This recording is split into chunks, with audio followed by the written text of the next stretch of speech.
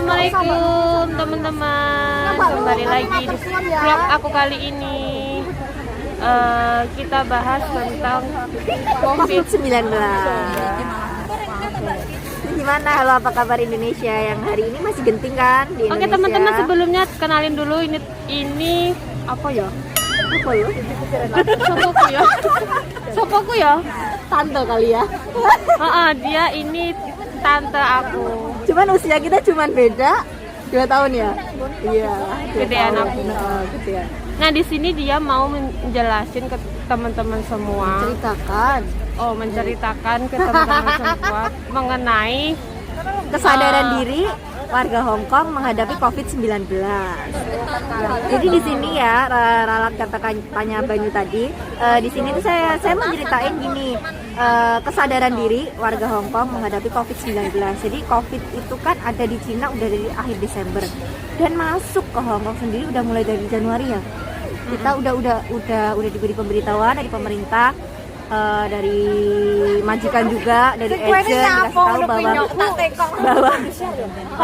ada virus baru yang menyerang Cina dan kemungkinan besar kan bisa cepat masuk ke Hong Kong karena dataran kita satu ya, nyambung, jadi paling cepat masuk ke Hong Kong. Jadi setelah adanya pemberitahuan itu masyarakat tuh agak sadar diri di sini. Jadi para WNI, PMI di sini, buruh migran Indonesia itu dihimbau untuk berhati-hati dan keluar memakai masker, diminta. Sebenarnya sama ya sama Indonesia tuh juga, cuma warganya aja yang Indonesia.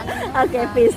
Terus mulai genting tuh akhir Januari ya, setelah Imlek ya. Di sini tuh udah mulai genting-gentingnya. Sebenarnya Imlek tuh udah ada sih. Udah ada, cuman belum terlalu genting lah. Setelah Imlek genting-gentingnya, dan banyak dari kita BMI di Hong Kong tuh yang nggak boleh libur keluar ya. Kita hanya boleh libur di rumah majikan, tidur. Kalau nggak gitu keluar sebentar cari makan, balik lagi ke kamar. Jadi nggak boleh libur kayak gini kan. Biasa kalau BMI Hong Kong libur ngumpul bareng orang banyak, dan selama ada COVID kita dilarang melakukan hal itu. Sesampainya di rumah pun kebanyakan dari kita ada yang harus nyemprotin diri, harus langsung masuk kamar mandi, ya, mandi cuci tangan sampai 2-3 kali. Terus baju harus tetap diganti, baju dicuci semuanya seperti itu. Belum lagi itu panjang ya, yang waktu kita nggak boleh libur itu sampai berapa bulan gitu, 2 bulanan, sampai ada peraturan tidak boleh kumpul lebih dari 4 orang. Terus sekarang udah diperpanjang boleh kumpul tapi nggak boleh lebih dari 8 orang. Jadi kesadaran diri warga Hong Kong itu luar biasa menurut saya. Contohnya kan nih, menurut kita warga Indonesia yang ngelihat Hong Kong itu wah antusiasnya tuh tertib banget gitu loh. Maksudnya nurut gitu loh apa kata pemerintah tuh. Jadi mereka tuh mikirnya ini nyawa kita, dan nyawa yang jelas satu, nyawa nggak ada duplikatnya, jelas kan, nyawa nggak ada duplikatnya. Jadi mereka tuh sadarnya gitu, nyawa nggak ada duplikatnya. Jadi mereka menyayangi nyawa mereka sendiri. Contohnya di tempat saya, kalau setiap pagi tuh saya tinggalnya di perumahan, bukan di flat kayak tempatnya Banyu ya. Kalau Banyu kan tinggalnya di flat. Kalau saya di perumahan, setiap hari itu saya harus ngelap pintu pakai kain yang udah dibasahin sama Bio Pak Soy. Kalau nggak gitu, Bio Pak Soy itu baik clean ya. Baik clean ya. Di baik clean gitu. Terus saya ke bawah itu ada keset di bawah. Jadi saya basahin pakai air, saya semprot gitu pakai air Bio Pak Soy. Jadi kalau ada sepatu nempel di situ, jadi sepatu itu nggak nyampe, kumannya tuh nggak nyampe dalam rumah. Sampai hal sekecil itu pun mereka lakuin untuk meminimalis COVID-19 nyampe rumah mereka. Jangan percaya nggak percaya, emang nyampe rumah tuh sebelum masuk rumah di depan pintu ada semprotan. Nah iya, sama aku juga. Air detol ya. Isinya air steril gitu, jadi air detol. Ada alat gitu buat bikinnya. Disemprotin ke badan sendiri, baru boleh masuk rumah. Dan nyampe rumah kita nggak boleh pegang apapun. Terus sekarang menurut kamu Indonesia gimana mengantisipasi COVID-19?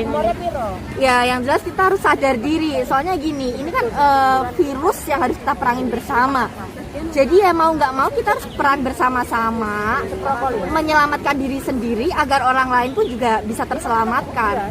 Kesadaran diri sendirilah. Misalnya pakai masker aja gitu loh ya. Kita udah menyelamatkan diri sendiri dan orang terdekat kita gitu loh. Ya, keluarga lah contohnya ya. Lagian kan kalau orang sini sebenarnya kan mereka kebanyakan itu nggak non muslim ya. Kalau orang Indo kan kebanyakan muslim, otomatis kan lebih sering cuci tangan, cuci muka, dan seharusnya itu lebih bisa meminimalis COVID-19. Dan harapan kami di sini para BMI Hong Kong, Indonesia juga cepat membaik seperti Hong Kong saat ini. Kita tahu lockdown tuh nggak enak, tapi ya kita mau gimana lagi? Ini virus harus diperangi dong. Dan kita lihat sekarang di Indonesia pun udah melesat loh, udah Hampir sama-sama Singapura yang kemarin, tapi nggak tahu sekarang yang terbaru dan kita gimana. lihat di Hong Kong sekarang sudah Udah minim di udah Hong Kong. sedikit sekali, meskipun sedikit kita semua di sini Tetap nggak harus ada yang nggak antisipasi. pakai masker, Antisipasi. semua masih pakai masker. Dan masih sama seperti itu. Biasanya ya kebiasaan orang sini itu pakaian sebelum ada COVID ya. Sebelum ada COVID itu pakaian itu dipakai 2-3 kali sekali. 2-3 kali. Dan selama ada COVID, mereka langsung sampai rumah nggak di baju itu langsung dicuci. Jadi nggak dipakai lagi. Padahal kebiasaan orang sini dipakai 2-3 kali. Tapi nggak sekarang selama ada COVID, kesadaran diri mereka yang luar biasa menurut saya. Jadi tanpa nunggu diperintah pemerintah, tanpa ada himbauan, mereka menyelamatkan diri sendiri dan keluarga mereka. Karena itu tadi nyawa nggak ada duplikatnya.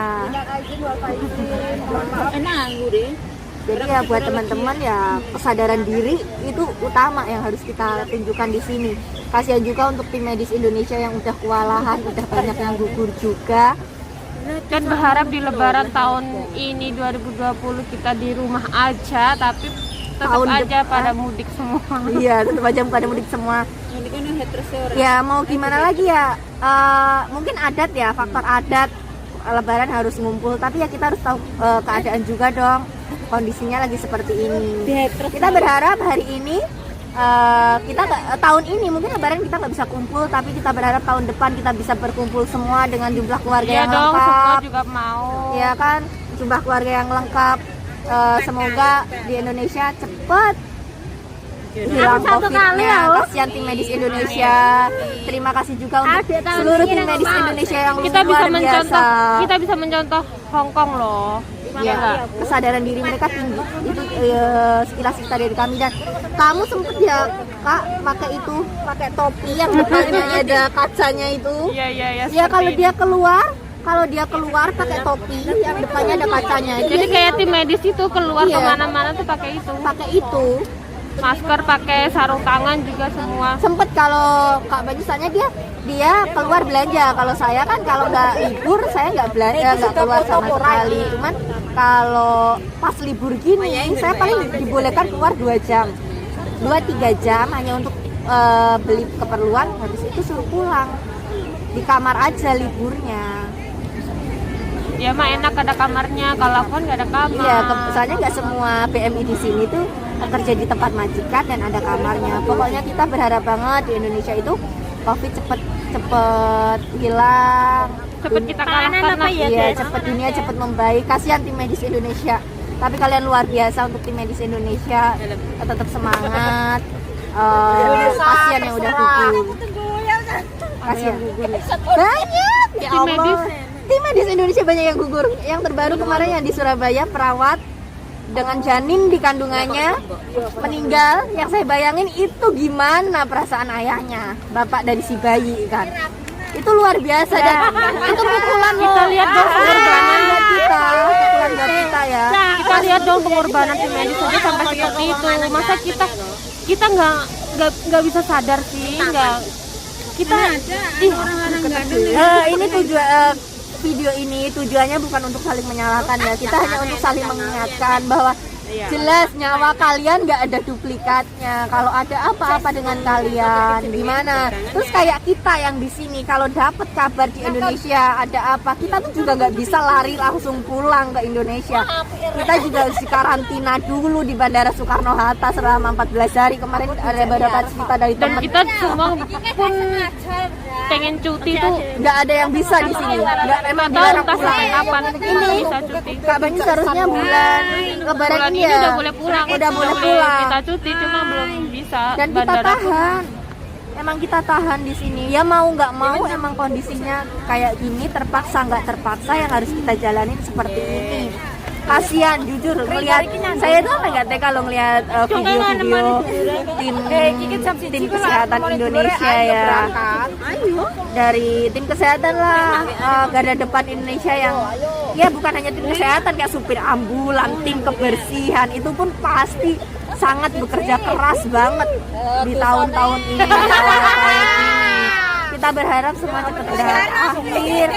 Semua melelahkan, semua capek. Kita pun yang di sini merasa juga capek menghadapi COVID. Tapi ya mau gimana lagi? Ini hal yang harus diperangi dengan kesadaran kalian pribadi.